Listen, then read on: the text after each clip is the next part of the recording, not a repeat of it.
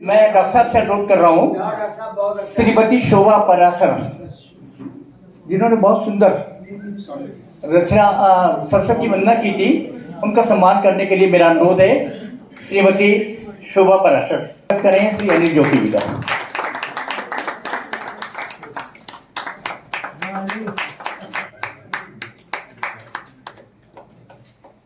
इन्हीं हमें समय समय पे बुलाते रहते हैं। अनिल भारती जी, इनकी आवाज के साथ हमारी भी आवाज अनिल से सुनेंगे। डॉक्टर साहब के इंटरव्यू सिर्फ सम्मान है।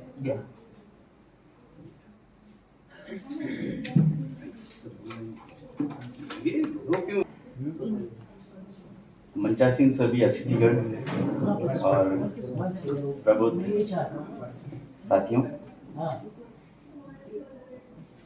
डॉक्टर साहब का बहुत पुराना परिचय है। 1996 से लगातार आकाशवाणी के कार्यक्रमों में डॉक्टर साहब शामिल होते रहे हैं, लेकिन मुझे कभी लगा नहीं कि सर जो है कविता लिख सकते हैं क्योंकि जोड़ों की, हड्डियों की तमाम ये बातें हम करते रहे। विटामिन, कैल्शियम, विटामिन D3, लेकिन अचानक एक दिन सर आए और सर ने मुझे पुस्तक भेंट की। तो मैं विज्ञान का विद्यार्थी रहा हूँ, तो मैंने देखा कि एक कविता बहुत ही सुंदर है।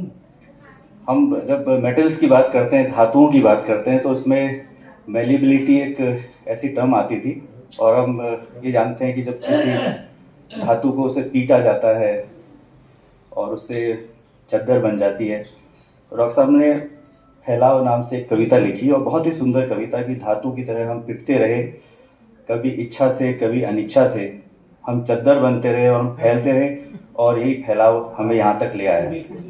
तो मुझे लगा कि एक विज्ञान के विद्यार्थी को अगर कविता समझ में आ रही है, तो और वो भी एक ऐसा फिनोमिना उन्होंने इसमें लिखकर उसको एक्सप्लेन किया, तो ये बहुत ही विचित्र सी बात भी लगी। लेकिन मैंने कहीं पढ़ा था कि विज्ञान और मानवता, इन दोनों का अगर अंतःक्रिया जब तक नहीं होगी तो वो कविता नहीं हो सकती। और मैंने देखा कि श्रम की बात की, अपने जो संघर्ष हैं उसकी बात की है, तो बस दो पंक्तियां याद आ रही हैं किसी शायर की कि बस अपना ही गम देखा है, बस अपना ही गम देखा है, तूने कितना कम देखा है। बहुत बहुत शुभकामनाएं आपको डॉक्टर साहब, और भविष्य में ऐसी रचनाएं आपकी हमारे बीच आती रहेंगी, और आप सब प्रबुद्ध लोगों के बीच में बोलने का अवसर मिला। श्री सुशील उपाध्याय साहब को आमंत्रित कर रहा हूँ, जो संस्कृत विश्वविद्यालय से आए हैं। कृपया आइए, और आपके सम्मान के लिए मैं डॉक्टर गौरव संजय, डॉक्टर भूपेंद्र संजय जी से अनुरोध कर रहा हूँ, कृपया आइए। बढ़ते देख के तो खुशी होती है ना। अनिल जी, मेरा बहुत बढ़ रहा है। सोनिया जी, अनिल जी के पास पहुंचवा दीजिए। Thank you so much. रहते रहोगे तो सुखी रहोगे। अग्रिम पंक्ति में मेरे दो पूज्य गुरु मौजूद हैं, प्रोफेसर योगेंद्र शर्मा अरुण जी और डॉक्टर सुधा मैम। किसी भी शिष्य के लिए इससे गौरव का पल नहीं हो सकता कि उसके गुरु अग्रिम पंक्ति में हो और डरा हुआ शिष्य सामने खड़ा हुआ हो। प्रोफेसर ओंकार जी, डीजी साहब, इतने सारे विशिष्ट लोग हैं, तो मुझे लग रहा था कि संचालक की परीक्षा है। और डॉक्टर साहब ने हीरे इकट्ठे किए हैं, और कई बार हीरो की ठीक माला बनाना अपने आप में बहुत मुश्किल काम हो जाता है। अनिल जी ने जो इतनी बड़ी बात कही, मेरे पुराने मित्र हैं, और आकाशवाणी का बहुत ही सुना हुआ स्वर है। जब वो बोलते हैं तो मैं साधुवाद देता हूँ डॉक्टर संजय जी को कि जिन्होंने इतने सारे रत्न यहाँ एकत्र किए, और अलग अलग विधाओं के, अलग अलग प्रकृति के शादाब भाई चले गए हैं। उर्दू से लेके संस्कृत तक और पाली से लेकर हिंदी तक जितनी भी परंपराएं हो सकती थी वो सब जुड़ी हुई है। डॉक्टर साहब की कविताओं के बारे में बस दो छोटी छोटी बातें, और हमारे पुराने पत्रकार मित्र यहाँ मौजूद हैं, दो छोटी छोटी बातें मैं निवेदित करना चाह रहा हूँ। मुझे डॉक्टर रामिनी जी की एक बात बहुत पसंद आई कि देखिए, अगर आप प्रशंसा कराना चाह रहे हैं तो वो मुश्किल काम है। सचिन जैन से मेरा अनुरोध, कृपया सम्मान स्वीकार है डॉक्टर साहब के माध्यम से, डॉक्टर साहब के कर कमलों से, और शुभकामनाएं। इतना सम्मान कर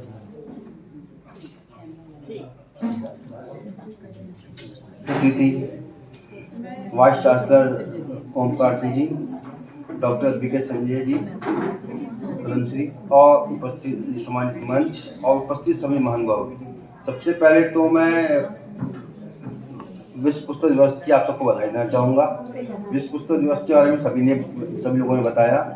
मैं तो डॉक्टर साहब से लगभग जानता हूँ, डॉक्टर साहब को 20 साल से जानता हूँ।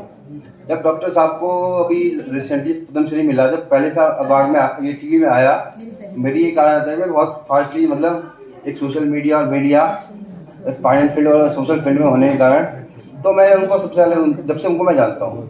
मैं मंच की ओर आ रहा हूँ क्योंकि समय काफ़ी हो रहा है। ये अनुरोध करते हुए कि कितने परवाने जले राज्य पाने के लिए, कितने परवाने जले राज्य पाने के लिए, शम्मा जलने के लिए, जलाने के लिए। कितने परवाने जले राज्य पाने के लिए, शम्मा जलने के लिए, जलाने के लिए। मुझको मालूम है अनिल गतूरी साहब सुनाएंगे जरूर। मैं तो रसमनी आ रहा हूँ उनको बुलाने के लिए। आपको आमंत्रित कर रहा हूँ हमारे विशेष अतिथि, कृपया आइए और हमारा सबका मार्गदर्शन कीजिए।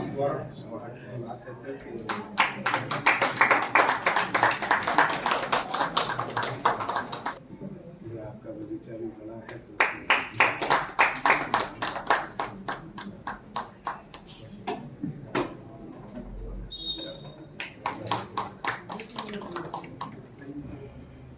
आज के इस कार्यक्रम जो पुस्तक दिवस, अंतर्राष्ट्रीय पुस्तक दिवस के अवसर पर आदरणीय डॉक्टर संजय जी द्वारा यहाँ पर आयोजित किया गया है। सर्वप्रथम मैं पुस्तक दिवस पर उनको उनकी पुस्तक के लिए एक बहुत सुंदर जो उन्होंने काव्य रचना की है, मुझे भी उनको कुछ हद तक पढ़ने का अवसर प्राप्त हुआ और डॉक्टर संजय स्वयं मेरे पास आए थे और उन्होंने जब मुझे पुस्तक दी थी तो उस समय ही उन्होंने करीब 8-10 कविताएं तो मुझे बैठ के सुना दी थी। तो उसी समय मुझे ये बहुत एक आश्चर्य की बात है, मुझे इस बात से बड़ा सुखद आश्चर्य है कि एक जैसा अभी यहाँ और वक्ताओं ने भी कहा है, एक साइंस के स्टूडेंट के लिए और विशेष तौर से जो मेडिकल फील्ड के डॉक्टर हैं, कहा जाता है कि ब्रेन जो है वो डॉक्टर्स क्या बेटर जानते हैं, कहते हैं कि अक्षर जो है वो ब्रह्म है और ये हमारे यहाँ भी माना गया है।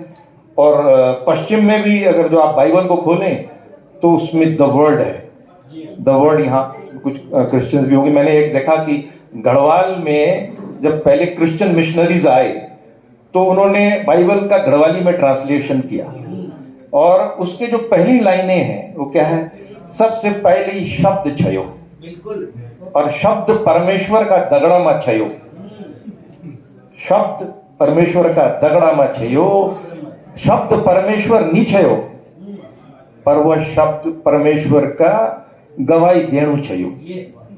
तो वो वर्ड जो है वो बाइबल से उसने ट्रांसलेट किया हुआ है। तो आपने जो बहुत सुंदर कविताएं लिखी हैं वो मेरे ख्याल से उसमें कुछ ये बात थी कि कुछ लोगों ने कहा कि उसमें वो सपाट बयानी है कहीं कुछ हद तक, किसी ने कुछ कहा, किसी ने कुछ कहा।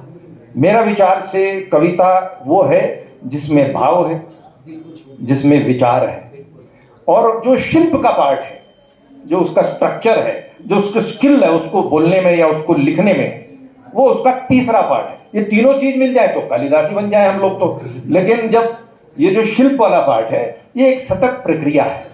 ये एक हम जो है जो हम कहेंगे रिताम्बरा प्रज्ञा की तरफ जाने का प्रयास है हमारा।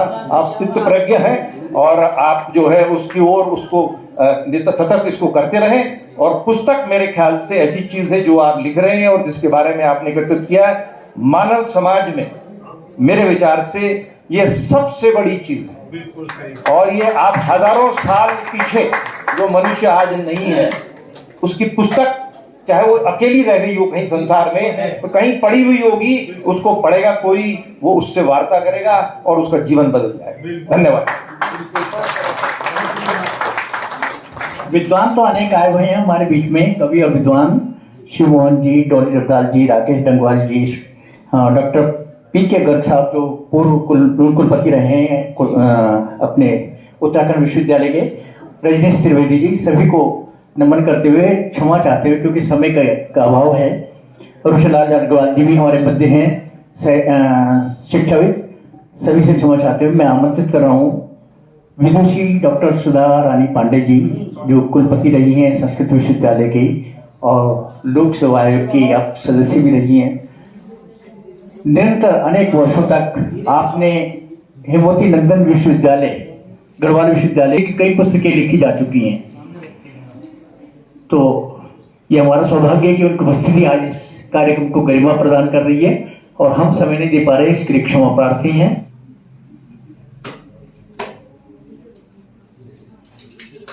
सभी विद्वान जनों को विश्व पुस्तक दिवस की अनेक शुभकामनाएं।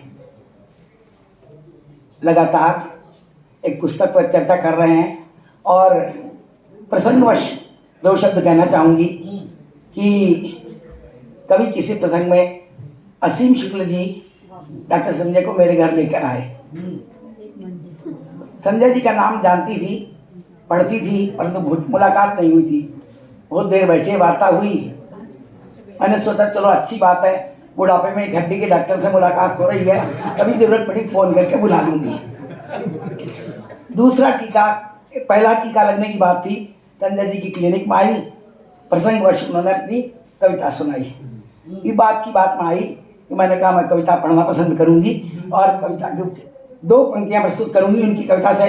एक तो उन्होंने कविता के बारे में कहा है कि कविता का काम क्या है, दूसरों की चेतना में पैठ बनाना, दूसरों की मानसिकता को प्रभावित करना और दूसरों की सोच को रूपांतरित करना।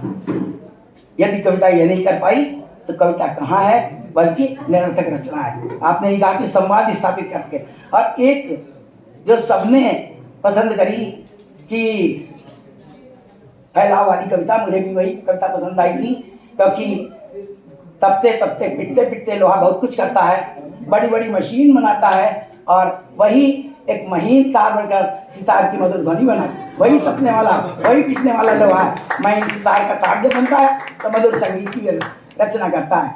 धर्म और विज्ञान की, साहित्य और कला की बात आई थी तो मैं लगातार कहती हूँ, साहित्य का शिव और विज्ञान का रुद्र मिलकर एक समन्वयवादी चेतना से बहुत कुछ संदेश दे सकते। और एक कविता की पंक्ति बहुत बड़ी कहूंगी, जो आज के युग की मर्मांतक संवेदना है, मर्मांतक पीड़ा है।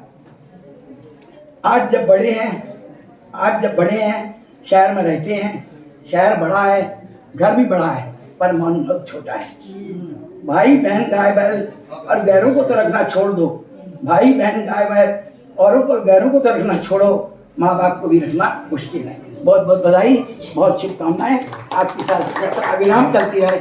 मैं अनेक शुभकामनाएं देती हूँ अपने विद्वत परिवार को भी, और अरुण जी जो कि आज बहुत दिन बाद मुलाकात हो पाई है, और इस पद्मश्री सम्मेलन में हम सब लोग इंक्लूजन शायद लग के आ गए हैं। आज तो पद्मश्री का सम्मेलन यहाँ हो रहा है। बहुत बहुत बधाई, बहुत बहुत शुभकामनाएं। बहुत अच्छा लगा कि गुरु जी के जो आपने किया, तब उसमें हमारी आपसे मुलाकात हुई कि तुमने कहा आपको तो जरूर। सबसे पहले मैं आप सबको विश्व पुस्तक दिवस की शुभकामनाएं और बधाइयां देना चाहता हूं। और बहुत संक्षेप में 2 मिनट मुझे मिले, मैं कोशिश करूंगा कि 1.5 मिनट में अपनी बात पूरी कर दूं। मुझे ये बताना था कि पद्मश्री सम्मानित डॉक्टर BKS संजय सर, जो इंसानों और शब्दाक्षरों की सर्जना में सिद्धस्त हैं, आपसे मेरा प्रथम परिचय हरिद्वार में उस समय हुआ था जब 9 अगस्त को पिछले साल मेरी एक पुस्तक थी आज़ादी के परवाने, उसका विमोचन किया था। हमारे अरुण साहब के, गुरुजी के प्रार्थना से डॉक्टर साहब ने वहाँ पर हमारे को आनंदित करना स्वीकार किया था। आपके काव्य संकलन उपहार संदेश का से जिस रचना को मैंने अपनी चर्चा के लिए चुना है वो है भूख। सर्वप्रथम तो शीर्षक शब्द ही इतना सार्थक और सार्वभौमिक संदेश देता है कि इसमें सब कुछ स्वतः ही शामिल हो जाता है। वो इसलिए कि आज हम जो कुछ भी पाकर भी कहीं ना कहीं खुद को क्षुधाग्रस्त ही पाते हैं। इसका अंदाजा महान इंसानी स्तर पर ही नहीं बल्कि राज्यों और देशों के स्तर पर भी आसानी से लग जाता है। जब हम अपनी सीमाएं और हमारा देश भी हमें छोटा लगने लगता है तो किसी ना किसी बहाने से हम बाकी के देशों पर या राज्यों पर भी हमला करने की सोचते हैं। और ये भूख व्यक्तिगत स्तर को पार करके अंतर्राष्ट्रीय सीमा तक भी पहुंच जाती है। डॉक्टर संजय की भूख भी इस तथ्य को बड़ी सत्यता के साथ स्वीकार करती है, और जब वो ये कहती है कि इसी भूख ने रावण और कुरुवंश का भी समापन कर दिया। यदि व्यक्ति स्तर पर बात करें तो डॉक्टर साहब ने अपनी इस रचना में अनेक प्रकार की भूखों का वर्णन करने में कोई कोताही नहीं छोड़ी है। शायद यही कारण है कि रचना आमतौर पर थोड़ी बड़ी लगती है, लेकिन जैसे जैसे इस रचना में हम आगे बढ़ते हैं शायद हर शब्द और हर वाक्य में हम कहीं ना कहीं खुद को जुड़ा हुआ ही पाते हैं। आपके सृजन की एक विशेषता है कि आप अपनी कविता को, शब्दों को और भाषा की सीमाओं में नहीं बांधते।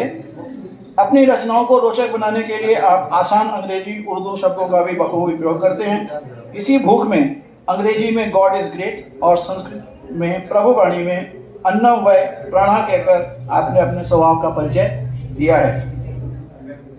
डॉक्टर संजय का अपना स्वभाव, जैसा कि अब तक स्वयं मैंने भी जाना है, वो कठिन से कठिन समय को भी बहुत मस्ती और आसानी के साथ जीते हैं। जिस तरह वो अपने दैनिक जीवन में वार्तालाप करते समय आसान और हास्य प्रयास में बड़े शब्दों का प्रयोग करते हैं, उसी तरह से अपनी रचनाओं में भी उसी क्रम को आपने बनाए रखा है। इन्हीं शब्दों के साथ बहुत बहुत शुक्रिया, बहुत बहुत धन्यवाद। आपने यहाँ पर याद किया, बहुत खुशी की बात। हमारे बीच में संजय नौटियाल पार्षद हमारे क्षेत्र के मेरी आवाज़ को सुन रहे हैं। मेरा अनुरोध है संजय नौटियाल जी का सम्मान करने के लिए मैं रतूड़ी साहब से अनुरोध करूंगा कि इनका सम्मान करें। युवा साथी हैं, बहुत अच्छा कार्य करते हैं अपने क्षेत्र में संजय नौटियाल जी, जोरदार तालियों से सम्मान।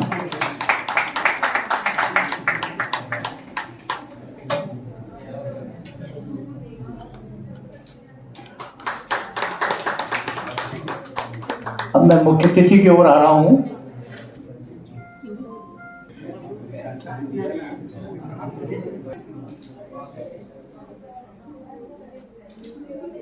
आज के इस सभागार में उपस्थित देवियों और सज्जनों, साहित्य जगत से जुड़ी हुई सभी महानुभूतियों को मेरा हार्दिक अभिनंदन व नमस्कार। आज विश्व पुस्तक दिवस पर आयोजित इस कार्यक्रम के लिए सर्वप्रथम मैं डॉक्टर संजय को बधाई देता हूं, और इतने सारे लोगों को यहाँ पर इकट्ठा करना वास्तव में एक बड़ा दुष्कर काम है, और उन्होंने बड़ी सहजता के साथ सबको अवसर देते हुए सबके विचारों को एक दूसरे से मिलाने का जो काम किया है, निश्चित रूप से उनका साहित्य जगत में इस उत्तराखंड की जगह धरती पर एक बड़ा महती योगदान है। मेरे पास डॉक्टर संजय को डॉक्टर सुधा पांडे जी लेके आई थी। उन्होंने कहा कि ये एक विश्व पुस्तक दिवस का कार्यक्रम है, तो मैं वैसे तो एक तकनीकी क्षेत्र से जुड़ा हुआ व्यक्ति हूँ, लेकिन मेरा ये देहरादून शहर के अंदर दूसरा कार्यक्रम है जिसमें कि मैं साहित्य से जुड़े हुए कार्यक्रमों में सम्मिलित हुआ हूँ। पहले यहाँ पर डॉक्टर उषा झा जी बैठी हुई हैं, इनके पुस्तक के विमोचन के अवसर पर भी मैं उपस्थित हो पाया था, और ये दूसरा कार्यक्रम है जबकि मैं इस प्रकार के पुस्तक से जुड़े हुए किसी कार्यक्रम में हूँ। साथियों, यहाँ पर जितने लोग बैठे हुए हैं, हम सभी एक बहुत बड़े संक्रमण काल से गुजर रहे हैं। कहने को तो यह सूचना प्रौद्योगिकी का युग है। आज हम इंडस्ट्री 4.0 की बात करते हैं, हम लोग साइबर फिजिकल सिस्टम्स की बात करते हैं, लेकिन इन सब के मूल में जो एक नॉलेज क्रिएशन की जो आवश्यकता है, जो एक हमारे तकनीकी क्षेत्र हो या विज्ञान का क्षेत्र हो या साहित्य का क्षेत्र हो या इतिहास हो या भूगोल हो, उसको जो लिखने की जो एक संस्कृति है, उसमें जो ह्रास हो रहा है, वो हम सब के लिए चिंता का विषय होना चाहिए। जितने लोग यहाँ पर बैठे हैं, हम सब के अपने अपने कीर्तिमान हैं। हम सब बहुत संतुष्ट हैं कि हमने जीवन में जो भी संसाधन हमारे पास उपलब्ध थे, हमने अच्छे से अच्छा किया और आज भी अच्छे से अच्छा करने का प्रयास कर रहे हैं। लेकिन हम सबको ये मानना चाहिए कि पिछले जिन दशकों में जब हम एक्टिव लाइफ में रहे होंगे, कुछ रिटायर्ड लोग भी हैं यहाँ पर, कुछ एक्टिव लोग हैं और कुछ एक्टिव होने वाले लोग हैं। आप अपने एक्टिव लाइफ में जो आप करते हैं, उसी की परिणति इस समाज में दिखती है। हमने कहीं ना कहीं अपने फोकस को छोड़ा है। आज भी हम जो इंफॉर्मेशन टेक्नोलॉजी का इस्तेमाल कर रहे हैं, उस इस्तेमाल में सबसे पहले तो गूगल नाम का एक सर्च इंजन आया। वो अकेला नहीं है, उस प्रकार के बहुत सारे सर्च इंजन्स हैं जिसमें कि हम कोई भी शब्द डालते हैं, वो बहुत सारा रिलेटेड लिटरेचर जो कि डिजिटल फॉर्म में अवेलेबल है, उसको आपको उपलब्ध करा देता है। इस प्रकार से जो आपकी जो एक शोध की जो एक प्रवृत्ति थी, उसमें ह्रास हुआ। हम सब ने किताबों को पढ़ना, जर्नल्स को, पेपर्स को रेफर करना, और जो लिटरेरी वर्ल्ड था उसमें इन डेप्थ जाकर के अपनी जो जिज्ञासा थी उसको समाप्त करने का जो काम गूगल के सहारे करना शुरू किया, निश्चित रूप से हमने एक बीमारी अपने अंदर पैदा की। आज दूसरी बीमारी जो आपने देखा होगा, पिछले नवंबर 2022 से बहुत चर्चा में है, वो चैट जीपीटी के नाम से है। वो तकनीकी क्षेत्र के लोगों के लिए एक बहुत बड़ी उपलब्धि है। मेरे लिए, मेरा अगर कोई कंप्यूटर साइंस का विद्यार्थी इस प्रकार का कोई एप्लीकेशन तैयार करेगा तो इस पूरे विश्वविद्यालय ही नहीं, इस पूरी मानव सभ्यता के लिए एक बहुत बड़ी उपलब्धि होगी। लेकिन इसके साथ साथ में एक कैविएट है, एक जो चैलेंज है वो जुड़ा हुआ कि हम कहीं ऐसा तो नहीं करने जा रहे हैं कि आज की जो हमारी नई पीढ़ी है वो सोचने, समझने, सुनने और याद करने इस सारी प्रवृत्ति से बहुत दूर हो जाएगी। आज जिन लोगों ने चैट जीपीटी का इस्तेमाल किया होगा, आप यदि उसमें कोई प्रश्न डालते हैं तो वो आपको एक मानव जैसे कोई मनुष्य उत्तर देता है, उसी प्रकार से वो उत्तर देता है। तो ये जो नेचुरल लैंग्वेज प्रोसेसिंग का हमने एक एप्लीकेशन डेवलप किया, जो टूल हमारे सामने आया, जो कि शिक्षा जगत के लोगों के लिए बहुत चिंता का विषय है। मेरी एक कुछ दिनों पहले हमारे अपने साथी से बात हो रही थी। उन्होंने ये कहा कि इससे बड़ा आराम हो गया। आज हमें अगर कोई विजन डॉक्यूमेंट बनाना है तो हम इसमें क्वेश्चन डाल देते हैं, वो हमें सारी बेसिक्स दे देता है, हमें कुछ एट्रीब्यूट्स दे देता है जिनको हम पॉपुलेट कर लेते हैं।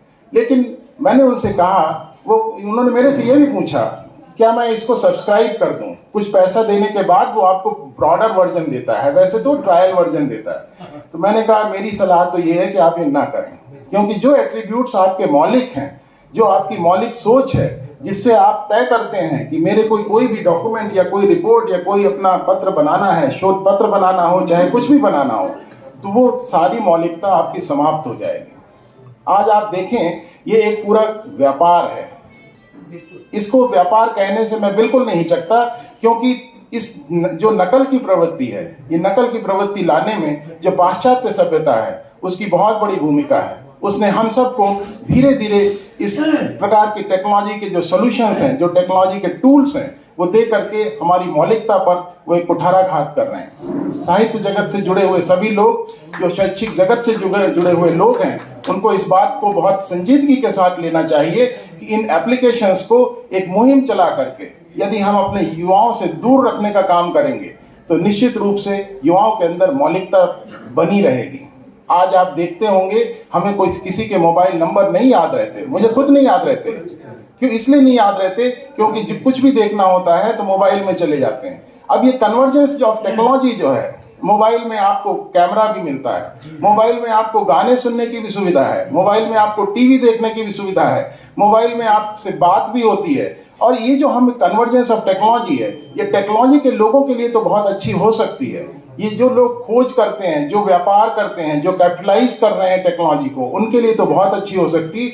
लेकिन जो लोग साहित्य से जुड़े हुए हैं, जो मौलिक रहना चाहते हैं, विशेष करके भारत जैसे देश के लोग जिसके पास 130 करोड़ की आबादी है, और यदि हम पाश्चात्य जो डिजाइन है, जो वेस्टर्न वर्ल्ड का एक कैपिटलिस्ट मॉडल है, यदि हम उसमें फंसते रहेंगे तो निश्चित रूप से हम अपने देश के साथ जो धोखा कर रहे हैं, जो हम युवा पीढ़ी के साथ धोखा कर रहे हैं, तो आने वाले समय में हमारे युवा ही हमारे लिए दुश्मन बन के खड़े होंगे। वो हमसे पूछेंगे, आपने जब ऐसा हो रहा था तो विरोध क्यों नहीं किया? आपके पास तो शक्ति थी, आपके कलम में ताकत थी, आपके पास विचार थे, आपने इस मौलिकता को बचाने का काम क्यों नहीं किया? आप देखते होंगे पुस्तकों का प्रकाशन बंद हो गया, पुस्तकें अब छपती नहीं है, आपको पैसे देके छपवानी पड़ती, क्योंकि पुस्तक की जो इंडस्ट्री है, जो पूरा वो खत्म हो चुकी है। आप लाइब्रेरी में पुस्तकें जो सब्सक्राइब करने का मॉडल था वो भी बदल चुका। आज हम लोग ई कंटेंट की बात करने लगे, ई लाइब्रेरी की बात करने लगे। मैं व्यक्तिगत रूप से जब से मैं इस उत्तराखंड तकनीकी विश्वविद्यालय में आया हूं, मेरे ऊपर बहुत दबाव है कि हम ई लाइब्रेरी दें। हम देंगे भी, क्योंकि आज के युवा को उसकी आवश्यकता है। लेकिन वैसे मैं इस बात से सहमत नहीं हूं, क्योंकि एक तरफ तो आप कहते हैं कि हमारा स्क्रीन टाइम बढ़ रहा है, हम मोबाइल पर बहुत ज्यादा समय देते हैं, लेकिन इसके साथ साथ यदि आप फिर से ई लाइब्रेरी का भी उनको एक प्रपोजिशन अगर दे रहे हैं, तो क्या आप स्क्रीन टाइम नहीं बढ़ा रहे हैं? स्क्रीन टाइम ही बढ़ा रहे हैं। आप देखते होंगे, आप अखबारों में पढ़ते होंगे कि हैप्पीनेस के कोर्स मोबाइल पर उपलब्ध हैं। आपको खुश रखने के तरीके मोबाइल बताता है।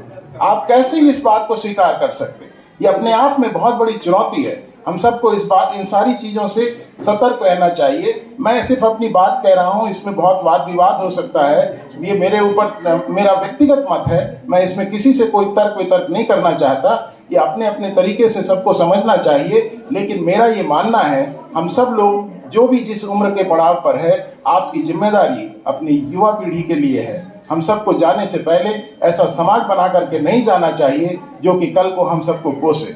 अभी एक पद्मश्री विजेता मैडम बसंती देवी जी ने पहाड़ों से पलायन की बात की। पहाड़ों से पलायन जो है वो ऐसा थोड़ी है कि किसी और ने पैदा किया, वो सब तो हमने ही पैदा किया ना। हमारी ही दौड़ है। हमने स्कूल नहीं दिए, हमने कॉलेज नहीं दिए, हमने ट्रांसपोर्टेशन के साधन नहीं दिए। हमने जो विकास भी किया वो विकास प्रकृति से फ्रेंडली विकास नहीं था। हमने सारे, आप देहरादून शहर के अंदर, मैं तो बाहर से आया, मुझे 9 महीने हो चुके हैं इस शहर में। मैं देखता हूँ कि देहरादून शहर के बारे में जो बाहर एक हाइप है, बहुत ही इसको बहुत सुंदर शहर कहा जाता है, लेकिन इस शहर के अंदर जिस कोने में मैं रहता हूँ, वहां से यहाँ तक आने में जो समय लगता है उसमें बहुत अनिश्चितता है। पता नहीं कब कितना बड़ा जाम मिल जाए। तो ये जो हमने विकास किया है, ये विकास अपने साथ में बहुत सारी चुनौतियां लेकर के आया है। और जो लोग लेखनी में जिनके दम है, उनको इन बातों को जरूर उठाना चाहिए, समझना चाहिए।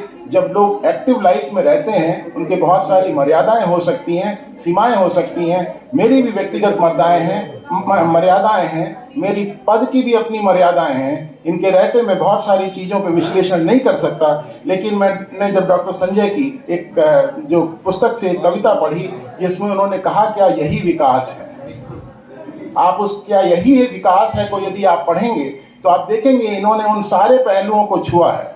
इन्होंने कहा कि बाहर हमने सारे जब पेड़ काट दिए, फिर अपने घर के अंदर पौधे लगा करके हम कह रहे हैं कि ये हमने बहुत अच्छा गार्डन बना लिया। क्या यही डेवलपमेंट है? हमने एजुकेशन सिस्टम को खत्म कर दिया, उसको पूरा व्यवसायीकरण कर दिया। उसके बाद में हम कहते हैं हमारे पास इतने इंस्टीट्यूशंस हैं।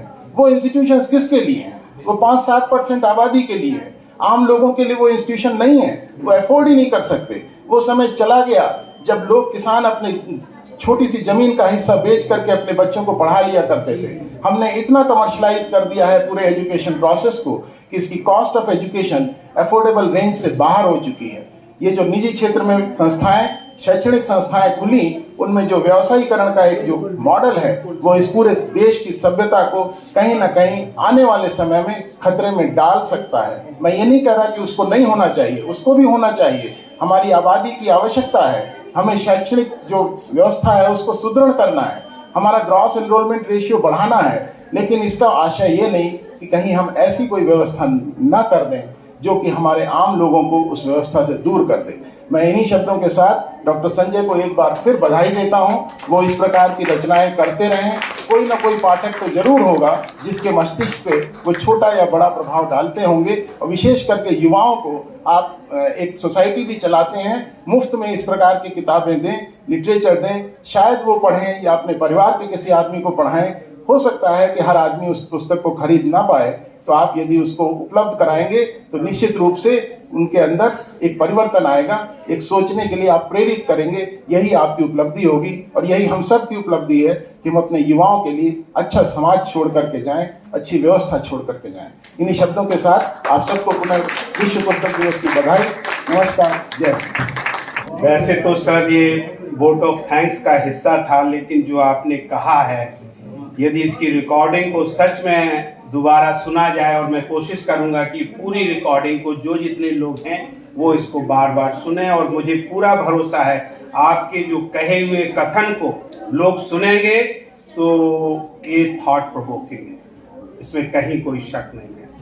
और मैं सोचता हूं कि आप जैसे यदि शिक्षक या जो पॉलिसी मेकर्स हैं ऐसा सोचने लगेंगे तो देश में सच में बदलाव आएगा। नहीं तो बड़ा मुश्किल है। जो आपने कहा है, हमने इसे जानबूझ के बैनर लगाया हुआ है, आत्मनिर्भर भारत का मूल मंत्र सबको भोजन, स्वास्थ्य, शिक्षा। क्योंकि जो व्यवसायीकरण इन चीजों का है, यहाँ तो व्यापार ही नहीं हो रहा, व्यापार का सिद्धांत ही अलग है।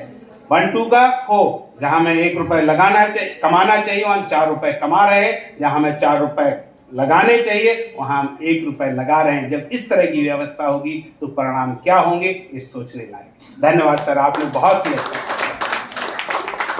हमारे बीच में बहुत देर से IAS जो उत्तर प्रदेश और उत्तराखंड में अनेक जनपदों में जिलाधिकारी का कार्य भी देख चुके हैं, सचिवालय में सचिव के रूप में महत्वपूर्ण भूमिका निभा चुके हैं, श्री चंद सिंह जी हमारे बर्थडे हैं। मैं शुभकामनाएं देने के लिए अनुरोध करूंगा कि 2 मिनट शुभकामनाएं देने के लिए आइए।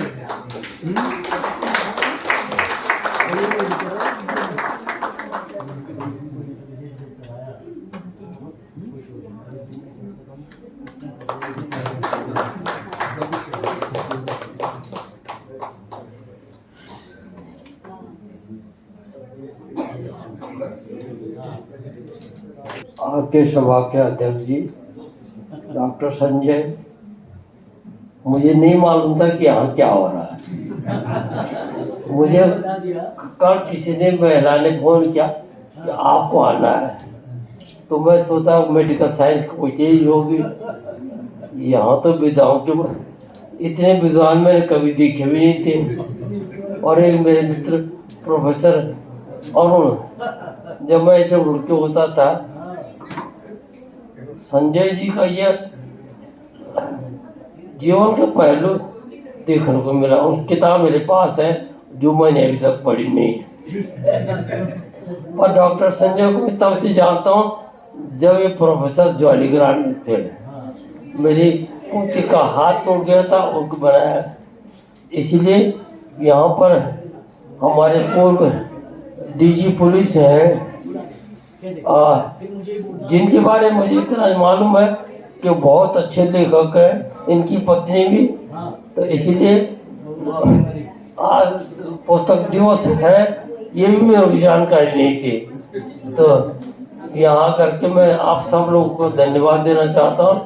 और इस प्रकार के प्रोग्राम अगर डॉक्टर संजय जी भविष्य में करते रहेंगे तो बहुत अच्छा होगा। धन्यवाद। हमें सम्मानित करने का हमारे बीच में पूर्व कुलपति उत्तराखंड तकनीकी विश्वविद्यालय प्रोफेसर पीके गर्ग साहब हमारे बर्थडे हैं। उनका सम्मान करने के लिए मेरा अनुरोध है डॉक्टर संजय साहब, डॉक्टर गौरव संजय जी।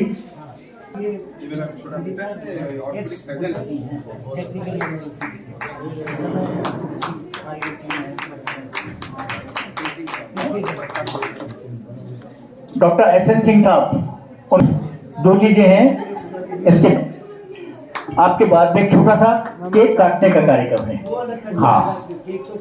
हाँ, वो कार्यक्रम जरूर है।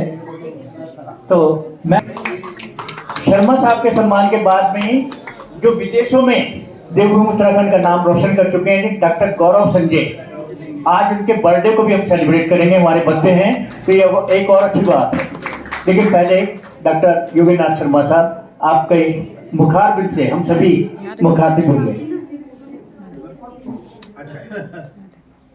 सारस्वत कार्यक्रम विश्व पुस्तक दिवस पर अनूठा हो गया है, अनुपम हो गया है।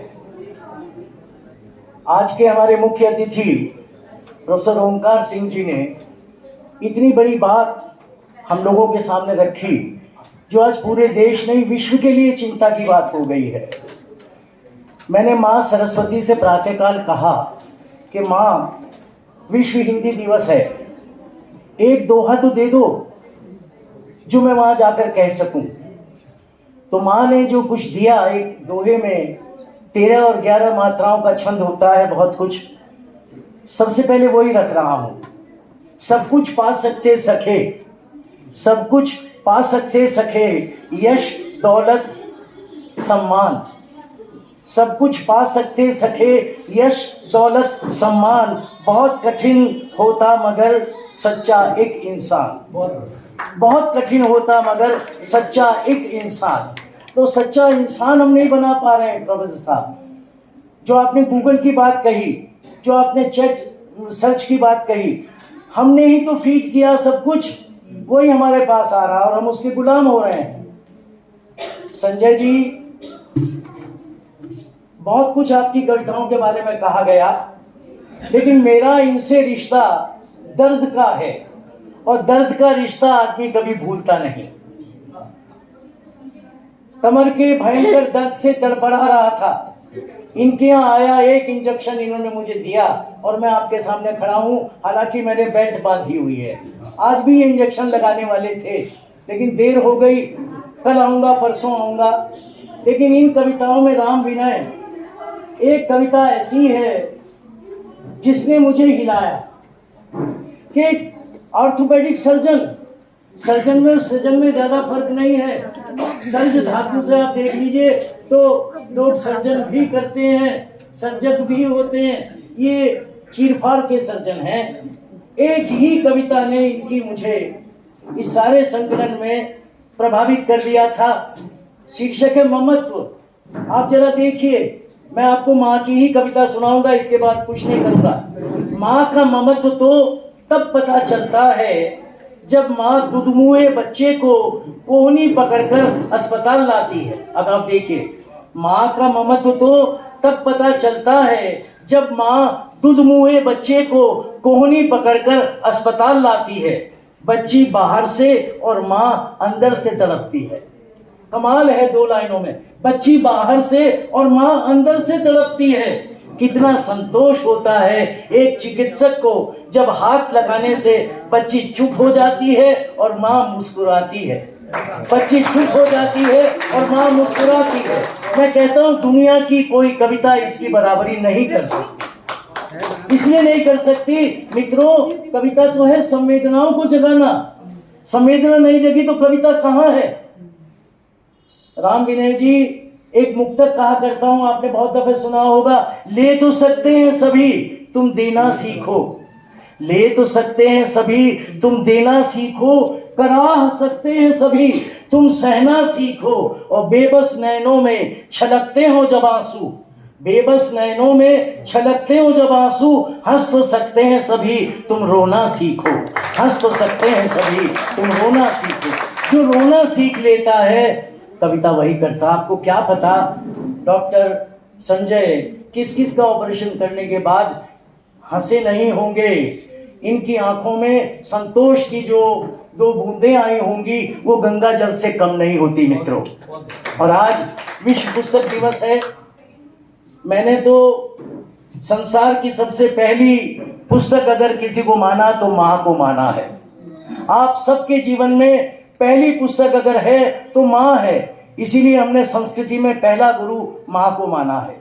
जो माँ संस्कार दे देती है वो आज गायब हो रहे हैं। माँ को खुद संस्कार का पता नहीं है तो क्या करूं। मेरे मित्रों, एक गीत कहा करता हूं माँ के लिए, आज माँ याद आई है। 3 शब्द हैं, अमृत, स्वर्ग और ईश्वर। हम सब इन 3 शब्दों के लिए तड़पते हैं। हर आदमी चाहता स्वर्ग मिल जाए, हर आदमी चाहता अमृत मिल जाए, अमर हो जाऊं। हर आदमी चाहता ईश्वर मिल जाए। इन 3 शब्दों को लेकर माँ मेरी अनपढ़ थी, कहीं नहीं पढ़ी थी, लेकिन उस अनपढ़ माँ ने जो कुछ मुझे दिया था, आज 82 वर्ष की उम्र होने के बाद भी जब माँ याद आ जाती है, सच मानिए उस तड़प को वही अनुभव कर सकता है जिसने माँ को खो दिया हो। माँ कहा करती थी इन 3 शब्दों के बारे में। वो गीत आपके सामने रख रहा हूँ। भाषणबाजी तो बहुत हो गई। माँ ने मुझसे एक रोज कहा था, करता चल सबसे राम राम। ये राम राम का शब्द जो था ना, हम तो कहते अगर अभिवादन आपने कर लिया तो 4 चीजें बढ़ गई। यश बढ़ गया, आयु बढ़ गई, बल बढ़ गया। ये सब अभिवादन से है। माँ ने राम राम करना सिखाया था। गीत कह रहा हूं आपको। माँ ने मुझसे एक रोज कहा था, माँ ने मुझसे एक रोज कहा था, करता चल सबसे राम राम, करता चल सबसे राम राम, यश पाएगा तू दुनिया में, राम करेंगे तेरे सब काम। माँ ने मुझसे एक रोज कहा था, करता चल सबसे राम राम, यश पाएगा तू दुनिया में, राम करेंगे तेरे सब काम। माँ ने मुझसे एक रोज कहा था। पहला शब्द है अमृत। क्या कहती थी माँ? अपने लिए सभी जीते हैं, तू औरों के हित अब जी ले। अपने लिए सभी जीते हैं, तू औरों के हित अब जी ले, अमृत चाहेगी यह दुनिया, तू दुनिया भर का विष पी ले, जिसने जग का विष पी डाला, जिसने जग का विष पी डाला, शंकर वही बना अभिराम।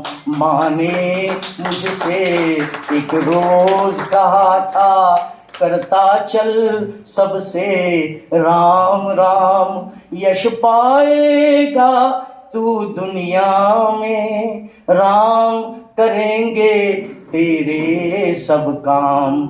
माँ ने मुझसे एक रोज कहा था। स्वर्ग देखिए, स्वर्ग के विषय में क्या कहती थी। जब बड़ा हुआ, पीएचडी डिलीट की और जैन धर्म पढ़ा, तब वहां पता लगा स्वर्ग क्या है। और मेरी अनपढ़ माँ ने क्या कहा था, स्वर्ग एक कल्पना हृदय की, पा सकता है अपने अंदर। स्वर्ग एक कल्पना हृदय की, पा सकता है अपने अंदर। जिस दिन जीतेगा तू खुद को, बन जाएगा समझ सिकंदर।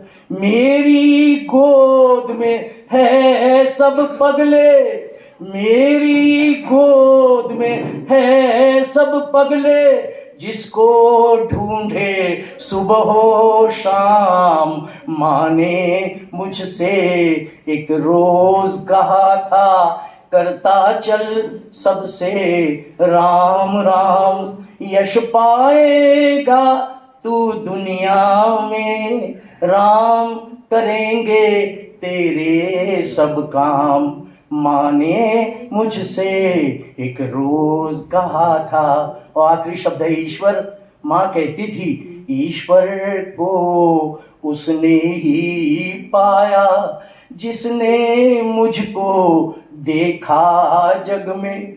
ईश्वर को उसने ही पाया जिसने माँ को देखा जग में। माँ की उंगली पकड़ चला जो कभी नहीं भटका वो मग में। चलना ही जीवन होता है। गंगा को नहा के आया करती थी और गंगा उसके शब्दों में होती थी। चलना ही जीवन होता है, चल गंगा जल सा अविराम। माँ ने मुझसे एक रोज कहा था, करता चल सबसे राम राम, यश पाएगा तू दुनिया में, राम करेंगे तेरे सब काम। माँ ने मुझसे एक रोज कहा था, माँ ने मुझसे एक रोज कहा था। तो मित्रों, सच बात है, पुस्तक भी तो माँ है। और एक दार्शनिक विद्वान ने तो कहा कि अगर आपको अपना सबसे बड़ा शुभ चिंतक कहीं ढूंढना है, सबसे बड़ा मित्र ढूंढना है, तो आपके सबसे बड़ा मित्र, सबसे शुभ चिंतक पुस्तक है। लेकिन एक शर्त है। शर्त क्या है? कि उसे पहचानना आपको पड़ेगा, उसको ढूंढना आपको पड़ेगा, उसकी तलाश आपको करनी पड़ेगी। अगर आपने सही मित्र तलाश लिया, जीवन बन गया, और कहीं खराब मित्र तलाश लिया, जीवन खराब हो गया। और तभी वो कहते थे किताब दो तरह की होती हैं, book of a day, book of all time.